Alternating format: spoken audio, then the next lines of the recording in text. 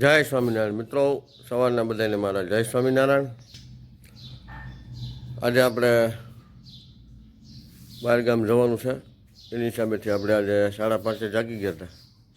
ને હવે અત્યારે આપણે માર્કેટિંગ યાર્ડમાં જવાનું છે. બટાટાને એવું થોડુંક લઈ આવી, કારણ કે આપણે નિશાળ ખુલી ગઈ છે, એટલે હવે આપણે શાકભાજી થોડુંક વધારે જોઈએ. તો હવે અત્યારે આપણે જઈએ છીએ શાક માર્કેટમાં, એટલે માર્કેટિંગ યાર્ડમાં, અને થોડાક બટાટા લઈ આવી. ત્યાર પછી પાછું આપણે આજે સરસ મજાનું મિક્સ કઠોળ બનાવવાનું છે, ફેરીમાં જવાનું છે, વાન ભરવાનું છે, માલ લેવા જવાનું છે. અત્યારમાં બધું ભેગું થઈ ગયું છે. તો હવે ધીમે ધીમે આપણે આપણી કામની ગતિ આગળ વધારી. તો મિત્રો, અત્યારે આપણે જવાનું છે માલ લેવા. ફેરીમાં તો બપોર પછી જવાનું નથી, તો માલ લઈ આવીએ અત્યારે. ને આપણું વાન ભરી લઈ, પરસાળને બધું ભરવાનું છે, બધું ભરી લઈ. ને આપણે જ્યાં માલ લેતા હતા ગોડાઉનને, જ્યાં માલ આવ્યો નહોતો, હવે બપોરે આવી ગયો છે. એક ગાડી હજી બાકી છે. થોડો ઘણો જેટલો માલ હોય એટલો ભરતા આવી.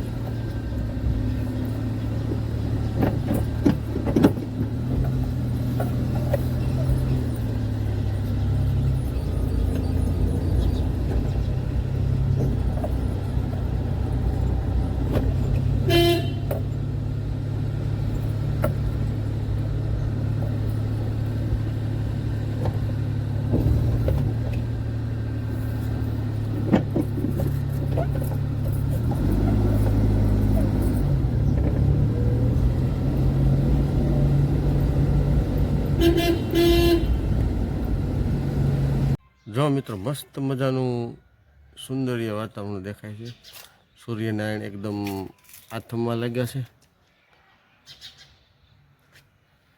અને પાછળનું જે લોકેશન છે, આપણે જરા ગિરનારની કિનારી દેખાય છે. હા, જ્યારે દી આથમવાની તૈયારી હોય ત્યારે આપણે લગભગ જુનાગઢનો ગિરનાર જરા દેખાય આપણે આમ કિનારી અનુસાર.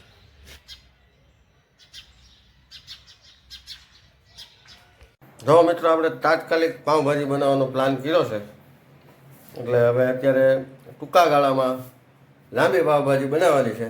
તો હવે પાઉંભાજી બનાવી છે. ડુંગળી આવી ગઈ છે, લસણ આવી ગયું છે. હવે આપણે એની ત્રણેયની ટમેટાની ગ્રેવી કરી નાખી, ડુંગળી, લસણ, ટમેટા. અને ત્યાર પછી આપણે શાક બધું બફાઈ ગયું છે, અને સરસ મજાની ગ્રેવી કરી અને વઘાર મારી દઈ, એટલે આપણી પાઉંભાજી કમ્પ્લીટ.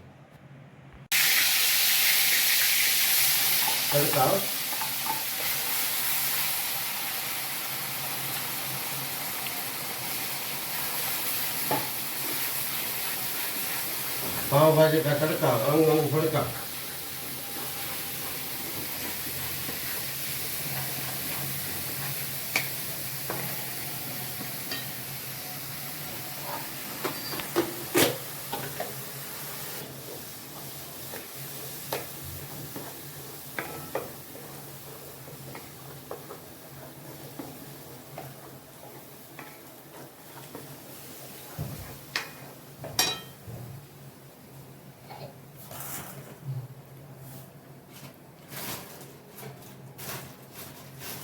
કાશ્મીરી મરચાં.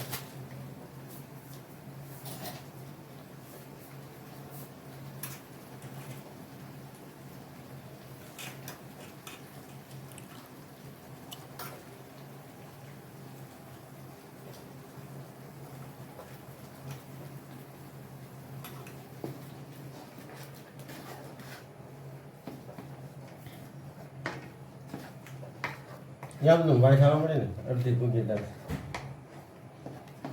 ભાજી.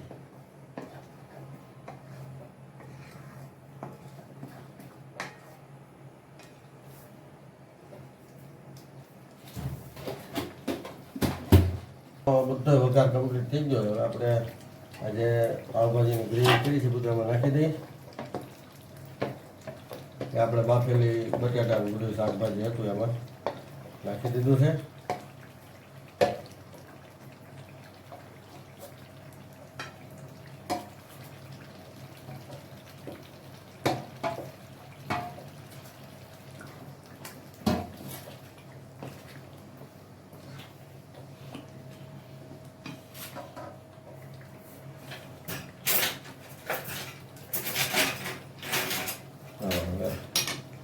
ફર્સ્ટ ક્લાસ રીતે આપણે હલાવી નાખીએ.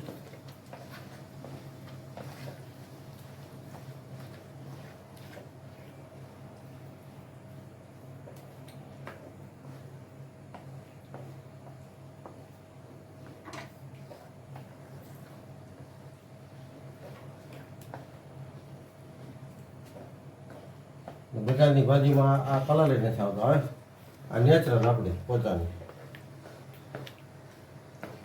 સારી વસ્તુ લાગે. એમ તેલ ઓછું.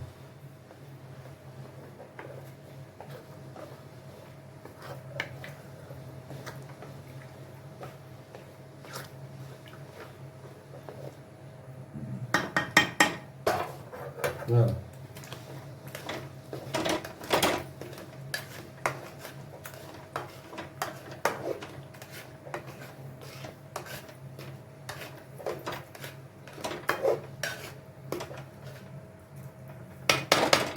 જો આપણે નીચેથી જ ગ્રેવી કરી છે. આમાં બહુ ગ્રેવી કરવાની જરૂર ન પડે.